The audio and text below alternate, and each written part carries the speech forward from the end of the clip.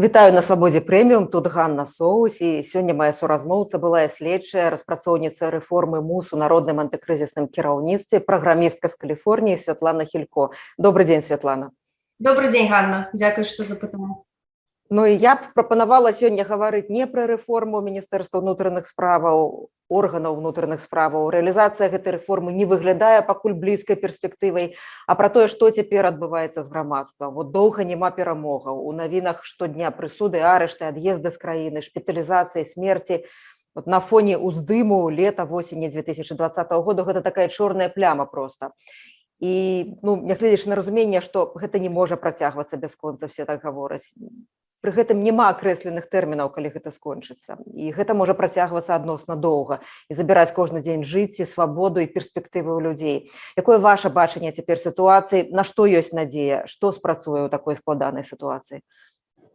Вы знаете, для меня эта ситуация тоже достаточно сложная. Я вот совсем на днях разговаривала с одним знакомым журналистом, и мы говорили о том, что да, у всех у нас депрессия, все сейчас находятся в каком-то подавленном состоянии, у всех у нас признаки посттравматического синдрома, и вот мы обсуждали, что даже здесь, находясь в США, вот эти симптомы, которые вот какая-то действительно страх за будущее, какие-то плохой сон, проблемы концентрации внимания, неспособности вот действовать именно так, как, может быть, ты бы хотел и как ты мог раньше, да, еще там полгода или какое-то количество месяцев назад, они абсолютно точно присутствуют и у меня. То есть на сегодняшний день, мне кажется, одной из важных задач все-таки нам всем понять, что человек – это высшая ценность. И так бы мне хотелось, чтобы было в Новой Беларуси, и стараться заботиться о себе. Давайте не будем друг друга упрекать, если кому-то нужно поехать в отпуск. Давайте будем, наоборот, поддерживать, если людям нужна психологическая помощь, если им на сегодняшний день они просто не в состоянии, не в ресурсе какие-то коллективные действия производить. Да? Давайте дадим людям все-таки возможность заботиться о себе в том числе и будем этим помогать. Но, опять же, что меня, например, что мне не дает полностью опустить руки и сказать, вот, все пропало и ничего не будет. Я понимаю, что несмотря на то, что Лукашенко не ушел из власти сегодня, наш демократический процесс, он продолжается независимо от него. И я вижу, что мы проходим все новые и новые этапы. То есть если мы начали вот такое революционное настроение, когда все объединились и все вот единым фронтом с улыбками шли и верили во что-то светлое, да, то сейчас у нас, наверное, следующий этап, когда мы понимаем, что наше общество не единое целое, что у нас разные взгляды на какие-то вопросы, да, вот опять же вы приводили пример, там и гендерные, и прививки, и еще какие-то, очень много вопросов, по которым наши мнения не совпадают, и они, скорее всего, никогда не совпадут полностью, то есть живя в США, в стране, где все-таки свобода мнений, она вот прям, наверное, яркими красками здесь окрашена. Я вижу, что да, мы все разные, да, у нас очень разные взгляды на социальные вопросы и на то, как нужно строить общество, но это не мешает нам двигаться вперед. То есть это разнообразие, наоборот, нужно научиться использовать. Сегодня я вижу, что вместо использования этой нашей разности и непохожести мы пытаемся как бы вот, если у нас единый фронт, вот мы должны единым фронтом и единым мнением выступать. Ну, нет, на самом деле так не работает и так не получится никогда. Поэтому, наверное, следующий наш этап, такое взросление как нации, будет состоять в том, что мы примем людей с разными мнениями, мы поймем, что да, вот у нас есть и такие части общества. Мы разберемся прежде всего в себе, поймем, кто мы есть на сегодняшний день, потому что мы этого не знаем. У нас какая-то есть картинка и представление, что вот мы такие или такие, как общество в целом. На самом деле нет, в этом еще разбираться и разбираться. Мы поймем, кто мы, где мы есть сейчас, откуда мы пришли, на каком этапе мы находимся, и из этого, я надеюсь, мы выйдем в то, что мы начнем формировать картинку будущего. То есть первый шаг, который нам нужно сделать, это признать текущее состояние, где мы есть, и отсюда уже начать думать, а что же нужно исправлять, все ли нас устраивает, какими мы хотели бы быть через год, через 5 лет, через 10, где бы мы хотели, чтобы жили наши дети в нашем возрасте, да, вот моему сыну сейчас 12 лет, как он себя будет чувствовать, когда ему будет там 37, ближе к 40, то есть в каком обществе я бы хотела, чтобы он жил. И мне кажется, это достаточно позитивная повестка, да, она может быть долгосрочная, да, она может быть не несет там сиюминутного какого-то удовольствия, но удовольствие можно находить и в повседневных делах, работая над собой, делая то, что нельзя купить ни за какие деньги, заботясь о других, выращивая вот себя самого и делая себя лучшей версіі, чым ты быў вчера. Ну, да. Святлана, маглі б прывесці прыклад? Ну, вот такой вялікай чаканай перамогі няма. Якія перамогі ратуюць? Малыя, дробныя, такія індывідуальныя, ці групавыя, невялікія групавыя?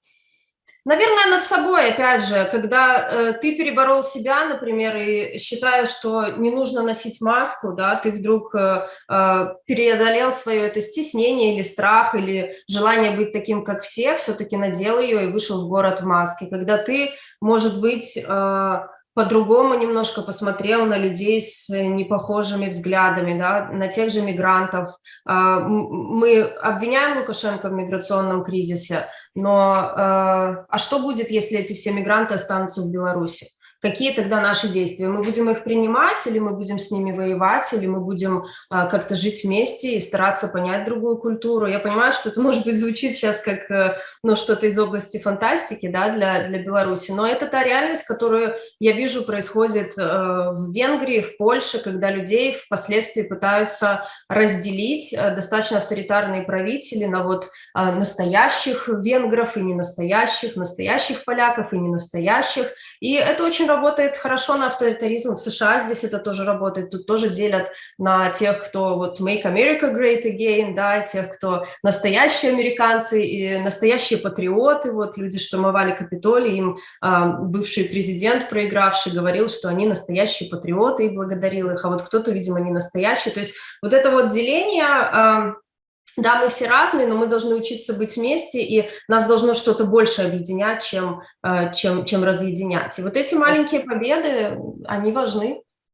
Вы актыўная ўдзельніца дыскусіі ў Фейсбуку, шмат самі пішаце, вельмі карэктна і вельмі так...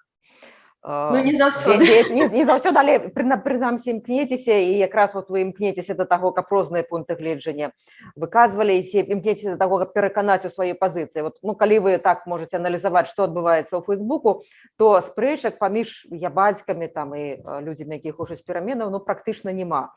І людзі адзін аднаго забанілі, і кожны жыве ў камфортным для сябе свеце. Так? Гэтых спрэчак няма, тут дыскусій няма. Ёсць дыскусіі, ну, якіх вы ўдзельнічаеце, якія мы бачым, журналісты, на самыя розныя тэмы. І самая вялікая тэма цяпер это вот вакцынацыя. Так? Выявілася, што шмат беларусаў з'яўляюцца ковід-дысідэнтамі, ці часовымі, ці перакананымі, мы не ведаем, так?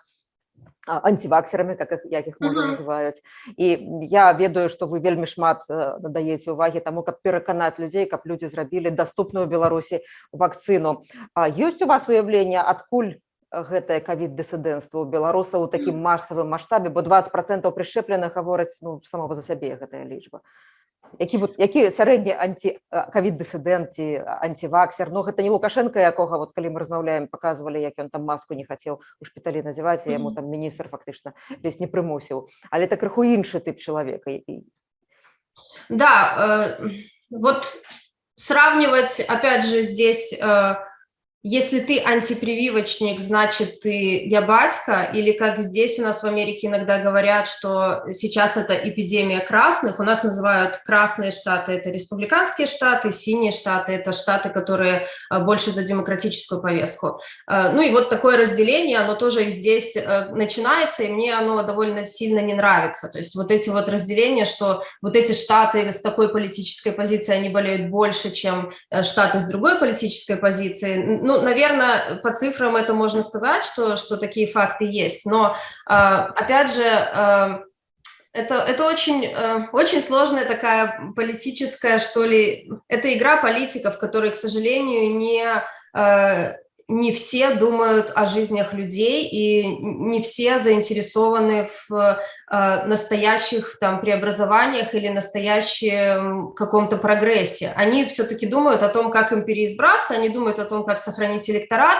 и в этом плане мне сейчас импонирует позиция демократических сил, Тихановская, Латушко, всех, кто с ними объединяется, в том плане, что они понимают наверняка, что они идут немножко даже против своего электората, да, то есть если мы сегодня скажем, что вот у нас есть какая-то часть, кто за демократические перемены, вот у нас есть часть, которая там определилась, они точно за Лукашенко, и у нас есть люди колеблющиеся, то сегодня с точки зрения политика Лукашенко делает все правильнее, чем делают демократические силы, потому что он провел эксперимент, он на 2 дня, конечно же, это было сделано с его ведома, он на 2 дня сказал, давайте вводить там жесткий масочный режим, какие-то меры, вот, и там несколько дней этот эксперимент длился, он получил обратную связь от населения, население возмутилось, сказало, что мы не примем такое, там, да, тут какие-то ограничения и репрессии и так далее, конечно, немножко в контексте Беларуси очень это странно звучит, что вот такие репрессии мы не принимаем, а другие репрессии мы принимаем и позволяем,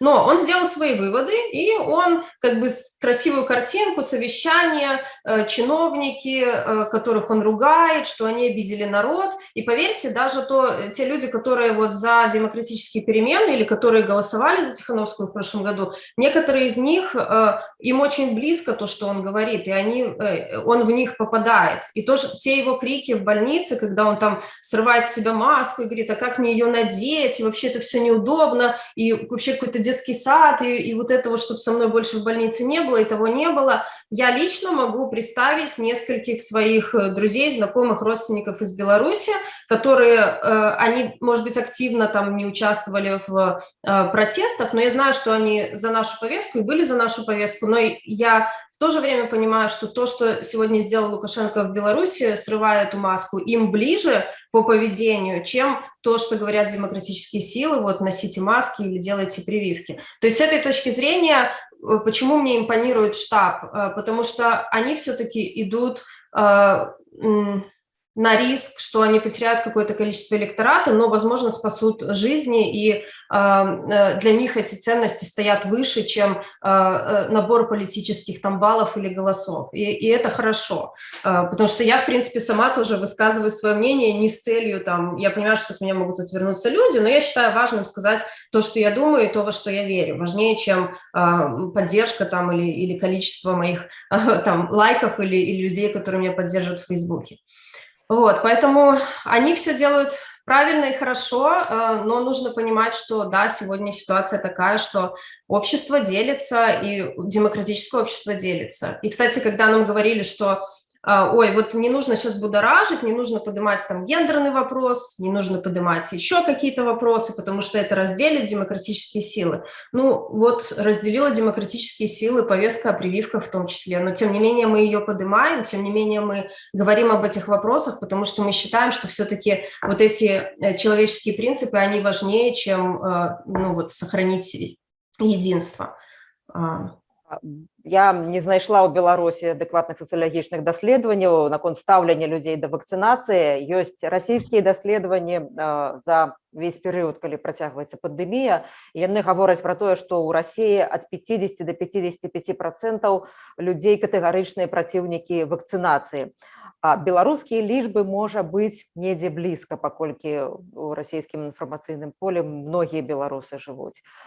Як вот это феномен, но это не толькі ў Расіі адбываецца, у Армении низкие темпы вакцинации, у Грузии низкие темпы вакцинации, в Украине, постсоветские краіны. Чаму так атрымліваецца, што вось гэтая частка свету, я не беру Афрыку, бяднейшыя краіны, там іншая сітуацыя, і іншыя, дзе там вот некаторыя краіны Европы, там 85% правакцынаваных, так, у США таксама дастаткова вялікія лічбы вакцынаваных людзей. Людзі-то аднолькавыя, так, насамрэч.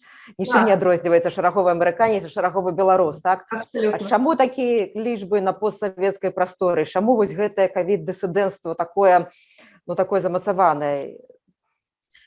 Может быть, это какой-то способ, что ли, проявить свое несогласие. Это тоже способ выражения протеста, это способ выражения недоверия, что мы не верим власти. Это способ тоже сказать, что мы вашим экспертам не доверяем. Это то, во что загнана наша наука сегодня, когда у нас нет специалистов, которые вот авторитетно, мнение которых было бы авторитетное, и мы бы вот, посмотрев на него, сказали, да, вот этот человек, он специалист в области химии, этот человек специалист в области медицины, этот человек специалист в области юриспруденции, мы можем им доверять потому и потому. У нас есть какой-то набор критериев, почему мы доверяем этим людям, или вообще набор критериев, как мы принимаем решение о том, что является правдой, что является ложью, смотрим мы на научные исследования, смотрим мы там на поведение своих соседей, потому что многие белорусы стали прививаться тогда, когда они увидели, что там полдеревни в больнице и у них умирают соседи.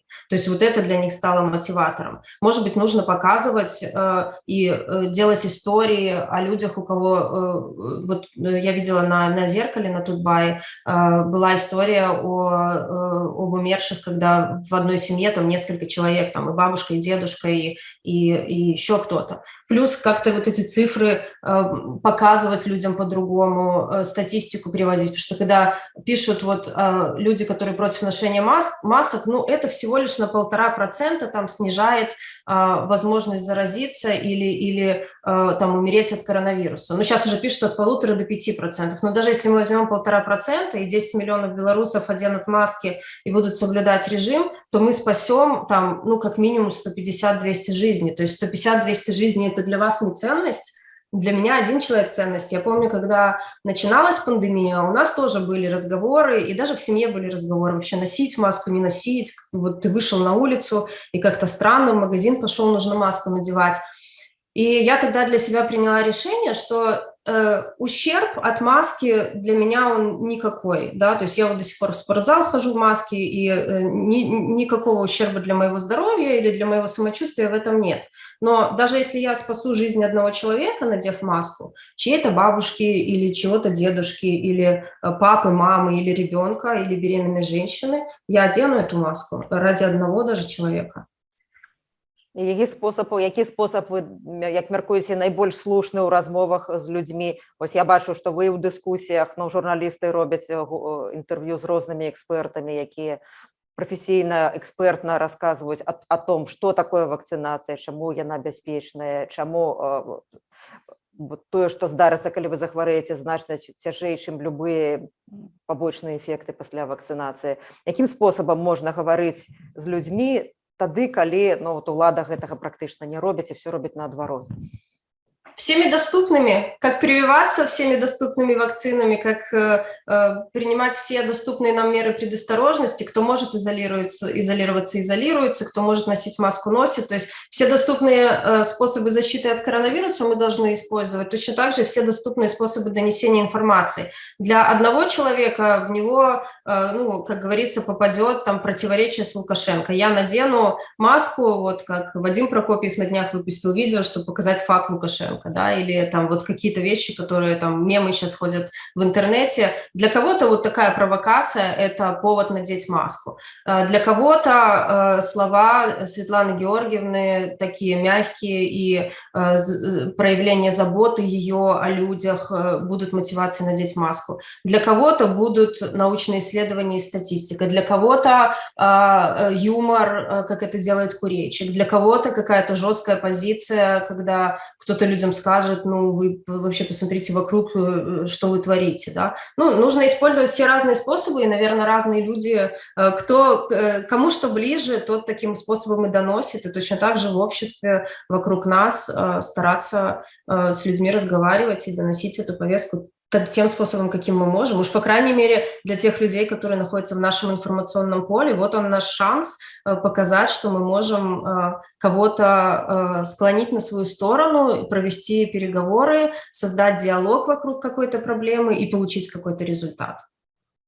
Вы ўжо гаварылі пра тое, што прыхільнікі перамен, прыхільнікі дэмакратыі, людзі розныя, маюць самыя розныя меркаванні на што заўгодна, пачынаючы ад вакцынацыі, заканчваючы гендернай роўнасцю. Я згадваю месяц таму, можа больш, ваш пост у Фейсбуку пра жаночую эканоміку і пра гендерную нероўнасць. Вялікі шырокі розгалас атрымаў, вялікая дыскусія была.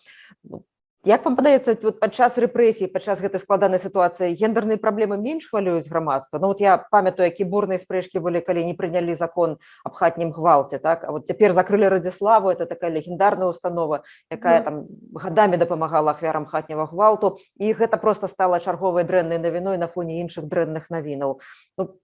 Чаму важна пра гэта казаць і чаму не заўсёды гэта гучыць так, як гучала б у іншыя часы?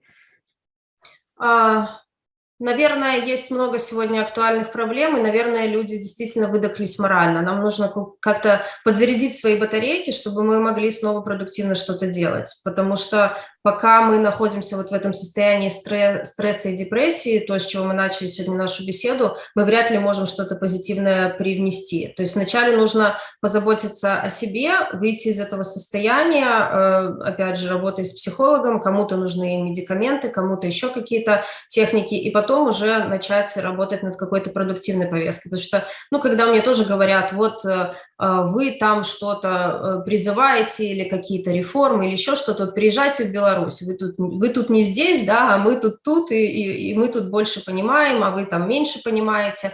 Я приеду и окажусь в следственном изоляторе, я не думаю, что кто-то за меня выйдет. Если бы я была уверена, что за меня выйдет какое-то количество белорусов, но я так понимаю, сегодня ни Светлана Георгиевна, ни кто-то еще не может быть уверен, что белорусы будут отстаивать своих лидеров. На это, наверное, нет сил, на это, наверное, опять же, нет какого-то объединения, наверное, не хватает наших ресурсов на сегодняшний день, поэтому нужно продолжать делать то, что мы можем. Нужно продолжать помогать политзаключенным, нужно продолжать помогать семьям, которые остались в Беларуси, семьям, которые уезжают, которые просят политическое убежище где-то в других странах. Никого не осуждаю, потому что, опять же, я прожила в США 7 лет, я все равно связана с Беларусью. Люди, которые уехали только что, они никуда не пропали, они остаются белорусами, и с ними тоже нужно объединяться и стараться как-то быть вместе. З вашага досвіду і дыскусіі на гендерныя пытанні, як вам падаецца, жаночае лідарства падчас мірных пратэстаў 2020 году неяк змяніла збольшага патрыархальнае такое беларускае грамадства? Прынамсі, яго частку эту, якая прагне дэмакратыі. Сложно сказать, потому что называем ли мы это лидерство женским лидерством? На сегодняшний день, наверное, не хочется обсуждать Светлану Георгиевну, хотя, собственно, почему не обсуждать? Наверное, эти вопросы все равно у кого-то встают в голове. Она является лидером или все-таки она окружила себя мужчинами и она все-таки делает то, что они хотят? То есть насколько она продвигает эту женскую повестку, сколько у нее там советников женщин, насколько гендерные вопросы для нее важны, насколько гендерные вопросы важны для ее электората, насколько гендерные вопросы наши лидеры сегодня готовы озвучивать и, может быть не в мейнстриме, объясняя, почему эта гендерная повестка важна и почему она выгодна в том числе мужчинам, почему большое количество работающих женщин в экономике – это в том числе прибыль для мужчин, это в том числе и рост нашей экономики.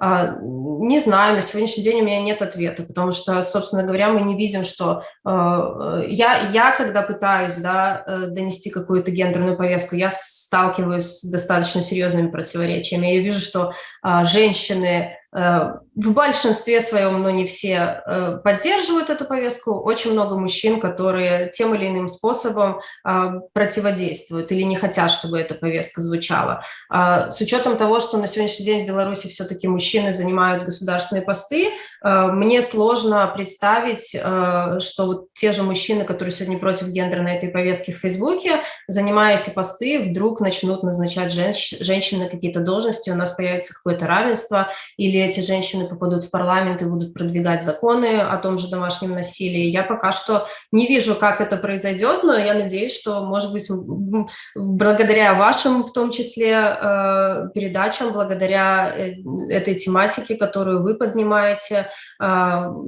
что-то будет сдвигаться с мертвой точки. Пока что не видно. Пока что не видно, чтобы Байпол хотел женщин в своем окружении, не видно, чтобы какие-то вообще подвижки в силовом блоке в эту сторону происходили. Вряд ли. У вашым асяродку, у народным антикризисным кіраўніцтве, якая там пропорция, як там с гендерной ровностью? Да, кстати, народное антикризисное управление, я по пропорциям не скажу, но мой опыт очень позитивной работы с ними, да, несмотря на то, что говорят, вот Пал Палыч, он такой вот чуть ли не там авторитарный лидер, ну, на самом деле нет, да, он может быть где-то жесткий управленец, который принимает иногда решения, может быть, которые звучат и не очень приятны уху, да, даже в его команде, но мой опыт достаточно позитивной работы с ним, я вижу, что он к этим вопросам серьезно относится. Я, может быть, немножко его не поддерживаю, что он как политик не так часто, как мне бы хотелось, их поднимает, вот. Но в целом опыт достаточно позитивный. Сейчас непонятно, какими еще проектами мы можем вместе заниматься. Вроде бы проект написания реформы, под который я пришла в команду НАУ, он завершился так или иначе. Может быть, конечно, можно было его продолжать, но пока не видно, чтобы это на сегодняшний день было прям так необходимо. И других проектов мы не видим, что вместе работает. Что касается гендерного вопроса, ну, мне были приятны некоторые обсуждения в чате, когда там приходили новые эксперты женского пола, и кто-то писал там «добро пожаловать, милые дамы», и этим людям в ответ прилетало, что как бы, ну, не от меня, а от других членов НАО и мужского пола в том числе, что, ну, у нас как бы так не общаются, у нас немножко по-другому. Давайте вот, милые дамы, все-таки мы и не будем. И это было очень приятно видеть, это был очень такой позитивный для меня опыт. Давайте вернемся яшчэ да размовы про вакцинацию. Вы сказали такую рэч, якая многіх прымусіць задумвацца, што Лукашенко зрабіў тое, што хацела вялікая колькасць беларусаў, у тым ліку, якія не хочуць, каб ён быў прэзідэнтам. Вот это ковид-диссидентство такое и отмена масочного режима, демократичные силы могут стратить у популярности, бо повестка вакцинации, повестка ношения масок, она не прымаецца всей демократичной супольностью. Вот як гэтая дилемма, якое яе вырашэнне, это будучыня хутчэй за все покажа, хто мае рацию. Да, будущее покажет, и даже те люди, которые сегодня... Надо понимать, что политика же это дело такое, что мы на сегодняшний день должны использовать максимальное количество тех лидерских ресурсов и людей вообще, которые хотят говорить о Беларуси. Не так уж важно, что мы расходимся в мелочах. Вот там Романчук на днях давал интервью, он сказал, что даже несмотря там на мои разногласия с Чалом, мы с ним союзники в том плане, что мы оба против Лукашенко. Да? То есть, да, у нас могут быть какие-то разногласия, но всех людей сегодня...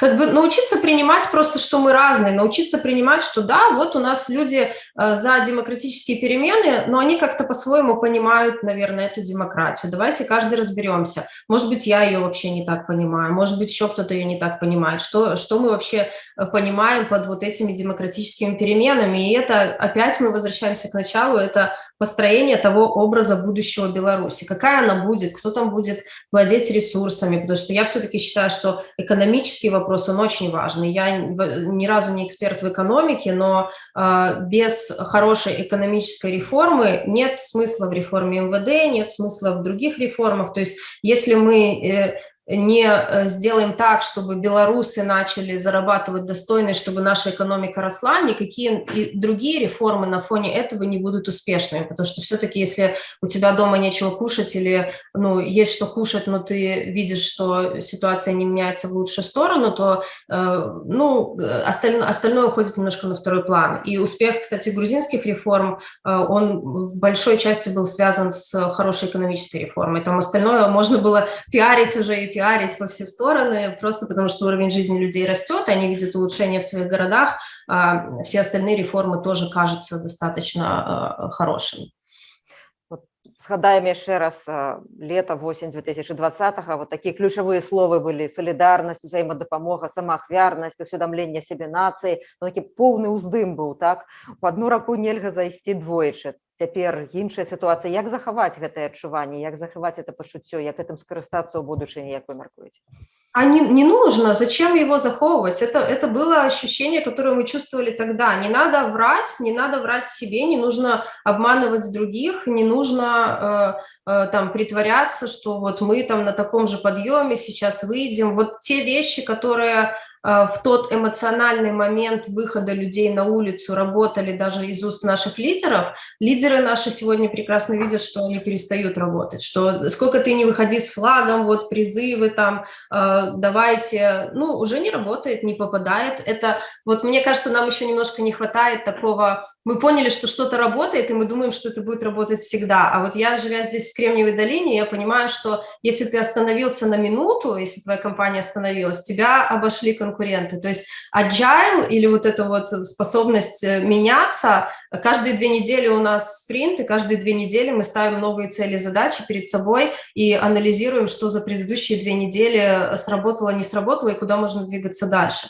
А у нас как-то получается, мы увидели, что вот такой вариант сработал в прошлый раз, и мы чего-то пытаемся реанимировать его снова, хотя, мне кажется, это немножко ушло в прошлое, и нужно просто менять подходы. Меня там обвиняют в каком-то вот разобщении или там, что у меня какая-то там, что я вот в истерике впадаю. Ну нет, у меня, может быть, есть какая-то легкая депрессия из-за всех ситуаций происходящих, но я с ней достаточно хорошо справляюсь, и такого, чтобы у меня были там истерики или еще чего-то, нет. Я как раз-таки пытаюсь достучаться и сказать, что ну давайте поменяем подходы немножко, может быть, это то, что мы делаем сейчас, это уже не работает. И вот если я вижу вариант в том, что не нужно это сохранять, нужно перед собой и перед другими быть честными и говорить, что ты чувствуешь сейчас. Дякую вялікі, Святлана. Сёння на Свабодзе прэміум была былая следчая распрацоўніца рэформы МУС у народным антикрызісным кіраўніцтве, праграмістка з Каліфорніі Святлана Хілько. Дякую вялікі, всяго найлепшага. Дякую всем.